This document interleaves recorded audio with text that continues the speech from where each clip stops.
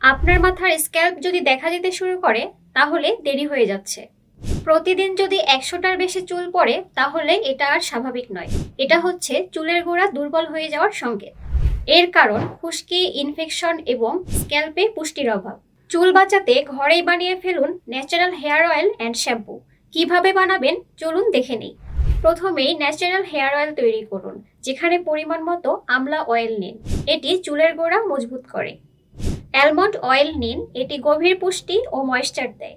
Rosemary oil নিন, এটি নতুন চুল গজাতে সাহায্য করে। ভৃঙ্গরাজ ও মেথি নিন, এটি চুল পড়া কমায় ও চুল ঘন করে। ভালোভাবে মিক্স করুন, তারপর এর সাথে পেঁয়াজের রস যুক্ত করুন ও নিয়মিত চুলের গোড়ায় ব্যবহার করুন। দেখবেন কিছুদিনের মধ্যে আপনার চুলের গোড়া শক্ত, ঘন এবং স্বাস্থ্যকর হবে। চুল পড়া বন্ধ হবে ও নতুন চুল গ্রো করবে।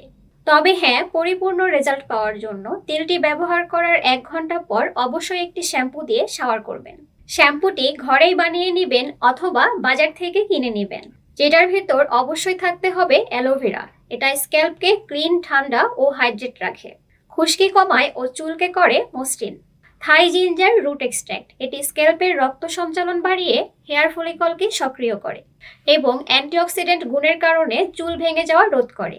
ভিটামিন ই, এটি চুলের রুটকে শক্তিশালী করে চুল পড়া রোধ করে এবং চুলের শাইনিং বাড়ায়। তবে যাদের ঘরে এই তেল ও শ্যাম্পু বানানোর সময় নেই কিন্তু আর্থিক সামর্থ্য আছে, তারা আমার মতো নেচার ব্র্যান্ডের হেয়ার অয়েল ও শ্যাম্পু ব্যবহার করে দেখতে পারেন।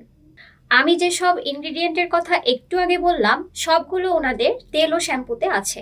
ওনাদের যেই প্রোডাক্ট দুটি আমি ব্যবহার করছি আপনাদেরকে একটু দেখাই।